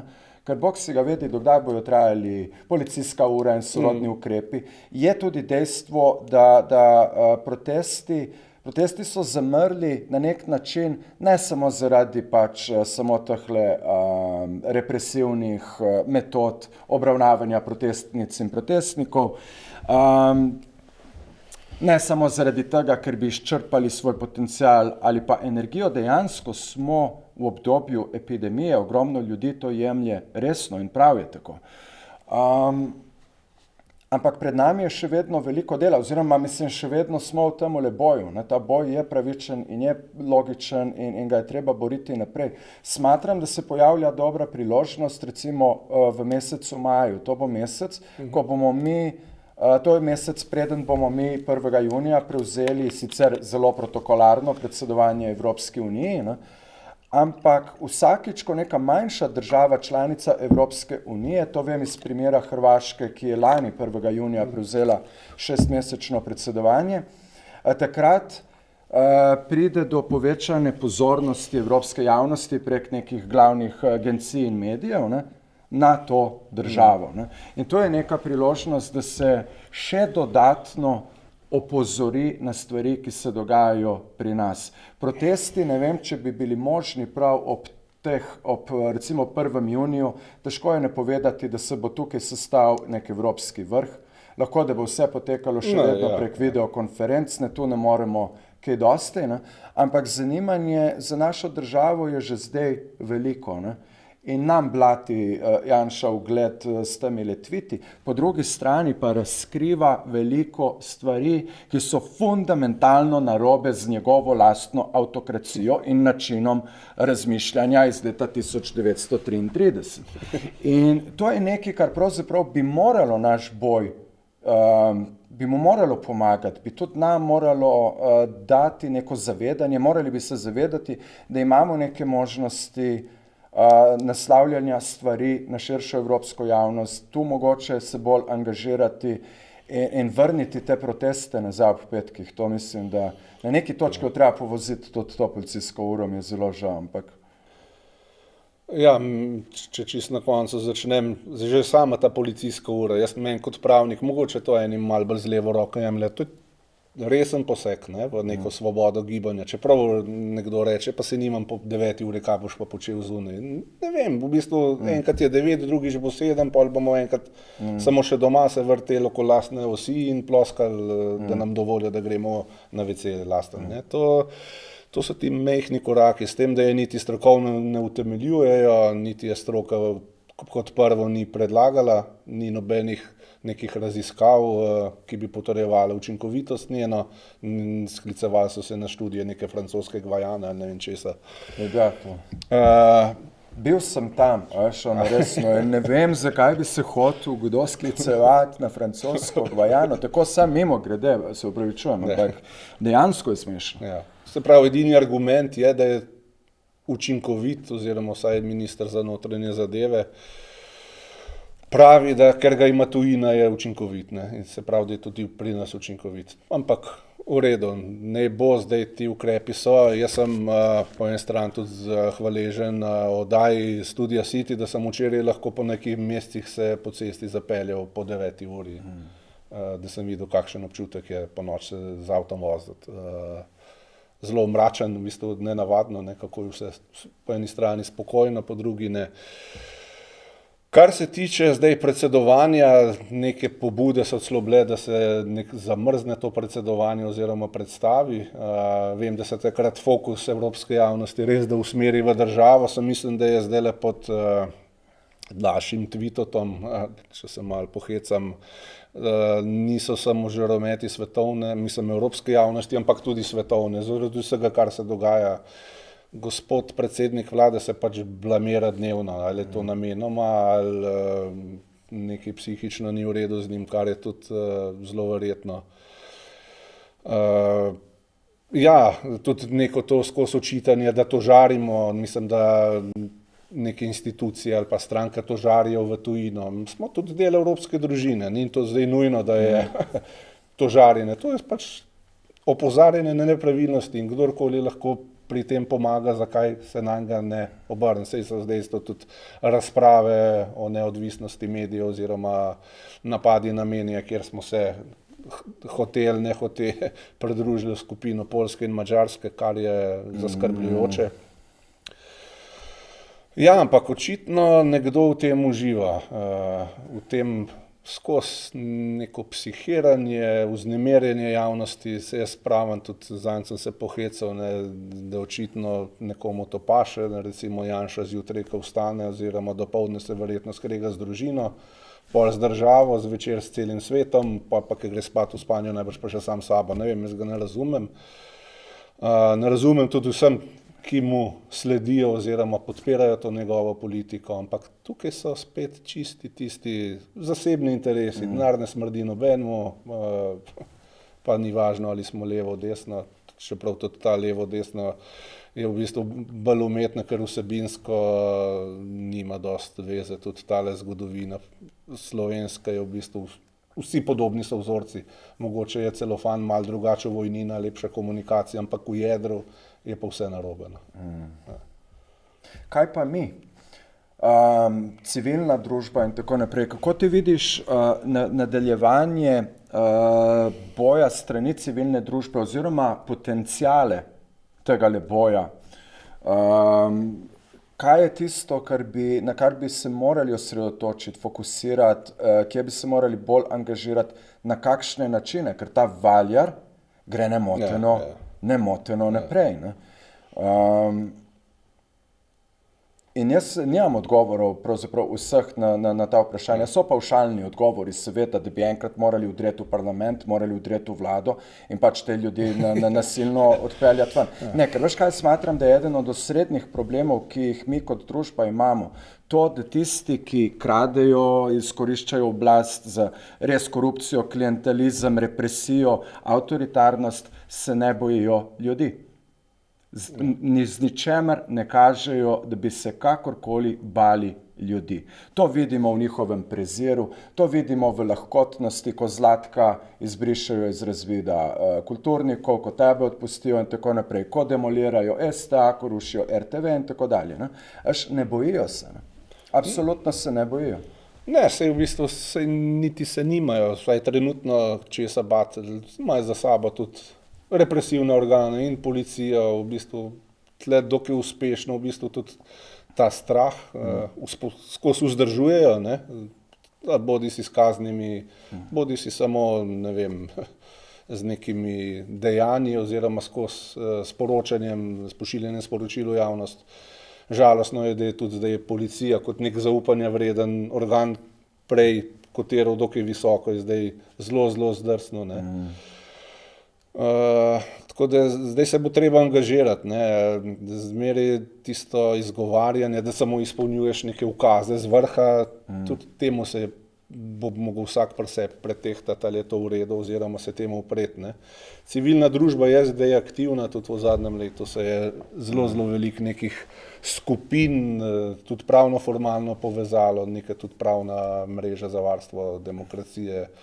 Super, te pobude bodo vse pripomogle, ne, v bistvu, če se mi ne bomo sami organizirali dobro, ne, ker na drugi strani so zelo organizacijsko in finančno močni, ampak še zmeraj mislim, da število na drugi strani lahko povozi vse kot neka reka, ki gre, voda gre, ne, ampak je treba, v bistvu vsi v isto smer moramo iti, ne.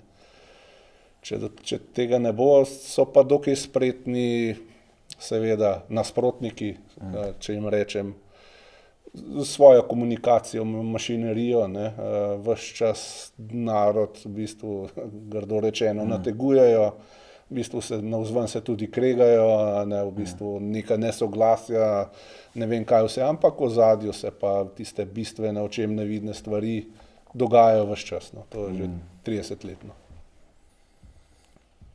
Zato sem prebral prej, da prideva počasi do, nimam pojma sploh, koliko smo dolga, pa se nima veze, ampak vem, da lahko govoriva še zelo naprej. Jaz ne bi predvsem naj bi precej dlje vrtal. Me je zanimalo, kako ti vidiš, kakšen bi bil tvoj komentar tega, kaj bi morali mi se kot civilna družba že sploh zavedati, naj pridejo dejanja kasneje. In dejansko je tukaj toliko dejavnikov, toliko skupin, institucij, posameznic in posameznikov, ne, da pravzaprav deliti neke načrte oziroma neke nasvete, kako ne se zdaj vse to organizira, pravzaprav nemogoče. Ne. Tako da nisem seveda stremel k temu, ampak se mi zdi že to, kar si rekel, dobro je, da se zavemo tega, da bo treba stopiti skupaj, ponovno, ne, kar smo že v preteklosti dokazali. Ne.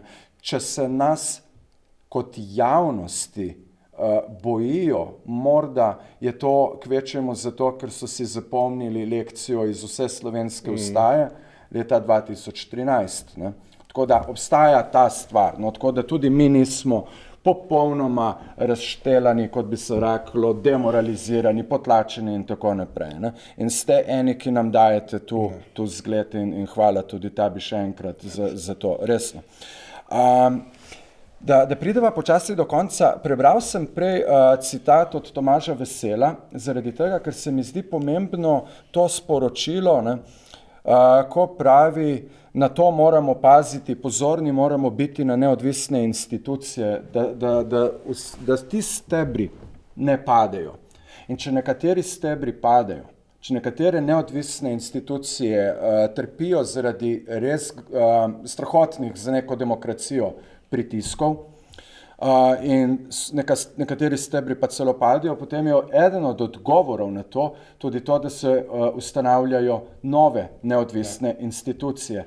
In tukaj prideva do Centra za zaščito žvižgačev, katerega soustanovitelj si ti in pa, da ne bi slučajno napačno Evropski inštitut za skladnost in etiko poslovanja.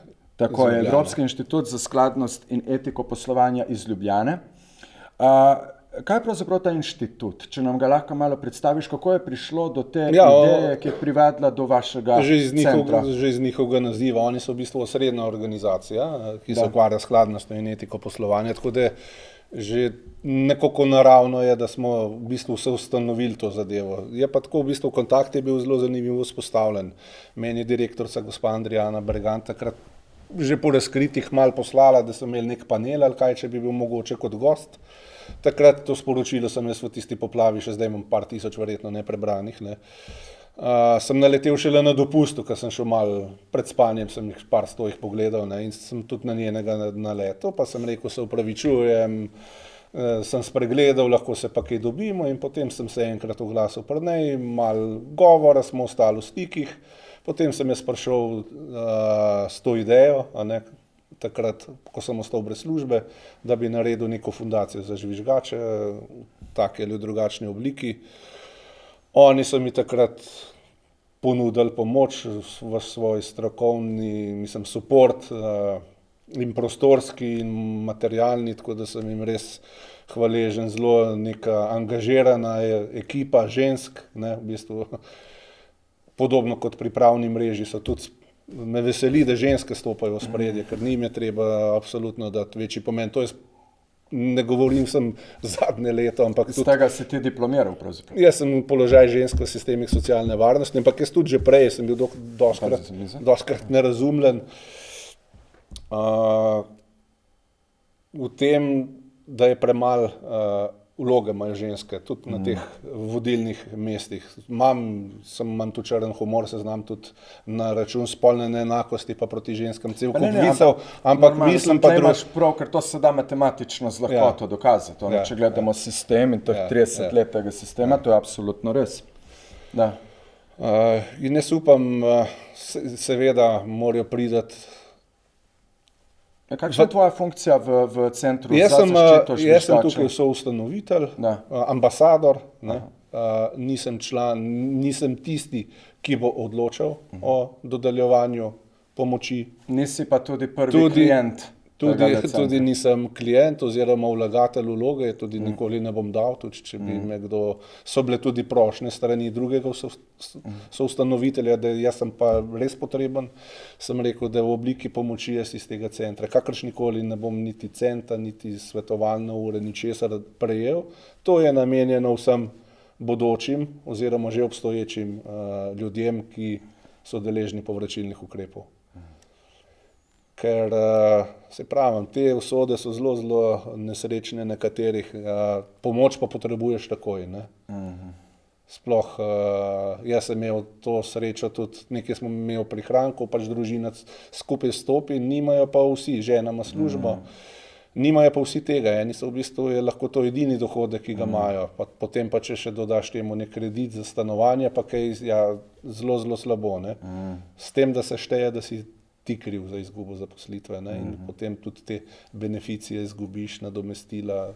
In ti moraš to seveda dokazati potem na sodišču, če pač... Ja, seveda potem se tudi širi glas o tebi, ne vem, ljudje iščejo službo, pa gre potem omrežju, ne, ki ga je odpustilo, glas in v bistvu praktično nima možnosti zaposlitve, razen preko nekih osnovnih del za tekočim trakom, varnostniki in te zadeve. Včasih je bil problem s sindikalisti, predvsem tistimi, ki so se izrazito bojevali za pravice delavk in delavcev, ne, pa ne samo pri nas, ne. Tudi širše, mislim, da to k nam pravzaprav iz tujine prišlo, ne, pač določeni ljudje niso več mogli dobiti redne zaposlitve, ker enostavno je šel slab glas o njih. Verjamem, da je še danes tako, za žvižgače pa še posebej. Ne. Ja. Točno tako, kot si povedal, ne. Ok, in aktivnosti centra, če jih lahko recimo malo predstaviš, kako bo center pravzaprav deloval, ne? Kako bo pomagal žvižgačem, ki se znajdejo v težavah? Konkretno recimo. Ja, recimo vsak, ki bo deležen nekih povračilnih ukrepov, se bo obrnil na nas. Dal neko vlogo, ki ni čist nujna, je pa seveda priporočljiva tudi za lažji pregled pa komunikacijo znotraj centra. Potem bo to vlogo sprejmemo, neka strokovna administrativna služba bo to pregledala, pridobila vse informacije, kredibilnost tega žvižgača, ne, ker so tudi neki standardi, kdo žvižgač je, da ne bi prihajalo tudi do nekih zlorab. Ta bo seveda pripravila podlage, o tem bo pa potem na koncu odločal nek odbor. To je zdaj tista čista osnova. Bo pa center tudi aktiven zagovornik pri sprejemanju zakonodaje na področju žvižgaštva. Vemo, da je zdaj ravno letos, proti koncu leta izteče ta rok za implementacijo evropske direktive.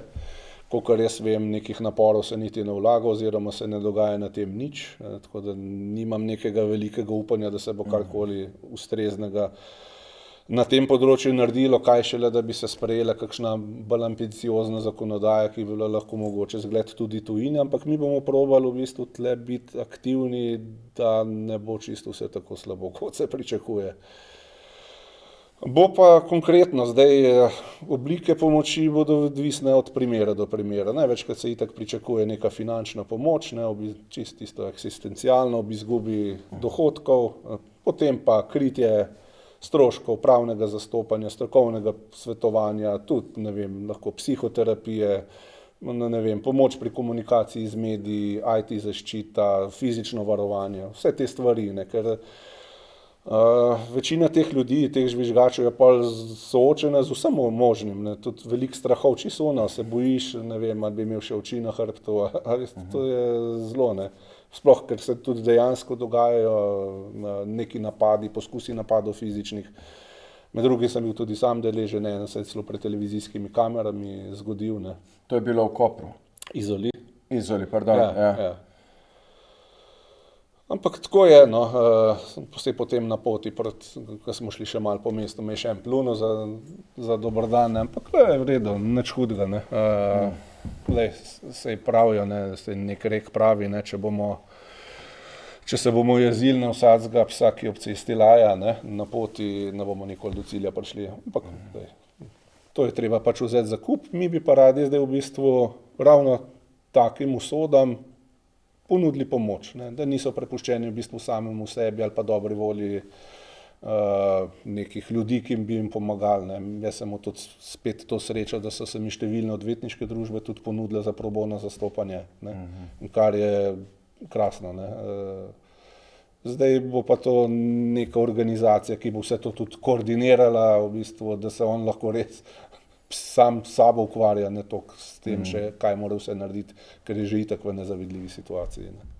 Pa da vidimo, če bodo te odvetniške družbe držale tudi besedo, ne, pravzaprav, ker če ponujajo tebi, ne, zaradi tega, ker je javnost tako pozitivno odreagirala na tvoje razkritja, ne, potem bi se spodobilo, da to smatrajo kot neko zadolžitev na daljši rok. To bi bilo seveda dobrodošlo. Saj mi bomo tudi javno pozvali, potem, ko bomo tudi nekaj prijav že imamo, ampak fajn bi bilo v bistvu, ker žvižgači so izjemnega pomena za družbo. Ne? Mogoče to se velikokrat nekaj slabšalno, nekaj ovaduhi, toži baba, ne vem kaj vse, ne? Ampak so zelo pomembni. Ne? Saj jaz sem tudi večkrat rekel, ne? V bistvu, kdor molči, ne? Pusti na cedilu množice, tisti, ki pa spregovori, mogoče pa so nekaj par ljudi v zadrego spravi. Ne. To je zelo, zelo pomembno, saj tudi ta pravica do žvižgaštva je tudi že mednarodno priznana pravica, ne vem, tudi v zadnjem obdobju se temu čedalje večji pomen daje. Niso to ljudje, ki bi želeli nekomu slabo, prej obratno, ne. Slabi so tisti, katerih nepravilnosti se razkriva, ne, ni pa on v bistvu. Zdaj doskrat je tudi mene v bistvu napadajo, ne vem, za koga delam ali pa karkoli, ne, mene bi bilo absolutno treba sankcionirati, medtem pa kakšni neki žvižgači pa pozivajo na njihovo izpustitev, pa ne vem kaj, ne, to je tudi tista dvojna morala, ne. Je pa spet to čist povezano z osebnimi interesi najbrž nekoga, ne, ko gre za njega oziroma njegov položaj, denar, službo, bo zagovarjal nekaj, ne, ko je pa to, kar se ga ne tiče, pa čist nekaj drugega. Pa teh dvojnih moralistov, ne nazadnje, je tudi cel kup v parlamentu. Ne. Tam je neka družbena koncentracija tega. Ja,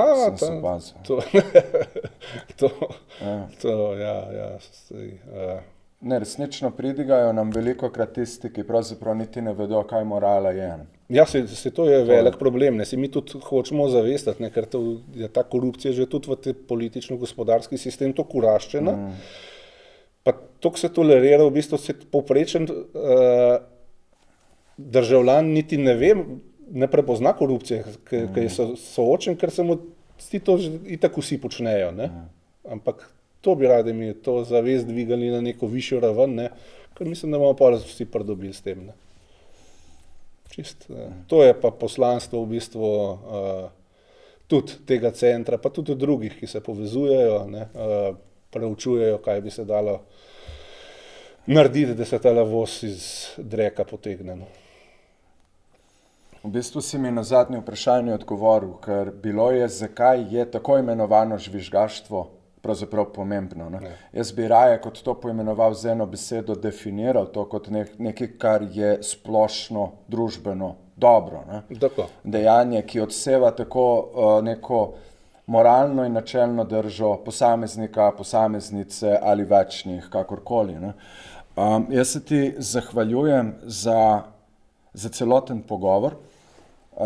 Ponavadi se na koncu ne zahvaljujem, ker enostavno, če smo tukaj, a veš, poskušamo nekaj dobrega, bolj ali manj enakovredno skozi nek pogovor narediti za ljudi, ki naj gledajo, nas gledajo, in hvala vsem vam, ker ste bili tudi tokrat z nami, ker ste si pogledali ta pogovor, ampak niti ne toliko izjemoma spet, no, ampak hvala ti za to, da si nam res razčlenil to DNK strukturo korupcije. Zato, da smo lahko še enkrat slišali od tebe, jaz verjamem, da si tukaj morda imel malo več prostora, kot bi imel na televiziji, da res poveš, kako te stvari gredo. Vsaka čast, oziroma predvsem ti pa hvala za tvojo angažiranost, za vse, kar počneš, in veliko srečo s Centrom za zaščito žvižgačev. Ne. Jaz upam, da boste imeli veliko strank. To pomeni, da bo veliko ljudi potrebovalo neko zaščito, ampak bo hkrati prvenstveno pomenilo, da je veliko ljudi sledilo nekim zgledom in stopilo v ospredje. Ne. To bi bil eden od načinov, da se ta oblast, katerakoli oblast, začenja bati svojih tudi uslužbencev, tudi mi vsi smo pravzaprav del te neke splošne javnosti. Hvala ti še enkrat za vse in vso srečo s Centrom. Hvala za povabilo, vesel sem, da smo se spoznala. Hvala tudi vsem, ki si bodo vzeli čas, da pogledalo je tale najin zanimiv pogovor. No. Z tega naj nekaj zraste, tudi z tega poznanstva majke. Točno to. Bomo še na vezi. Oja. Ja. Dobro, ok, zdaj smo res malo na koncu, morda malo predolgi bili, ampak čustva so iskrena in besede naj sledijo čustvom in v končni fazi naj dejanja sledijo besedam. Ne? Mi se vidimo kmalu, verjamem, da 8. aprila, svoje gostje ne bom še razkril, bo pa zanimivo, pogovarjali se bomo predvsem o ministru Vizjaku, ministru za okolje in prostor. Koliko masla ima pa ta tip na glavi, to je pa absolutno, popolnoma šokantno in neverjetno in bodite z nami tudi takrat. Hvala.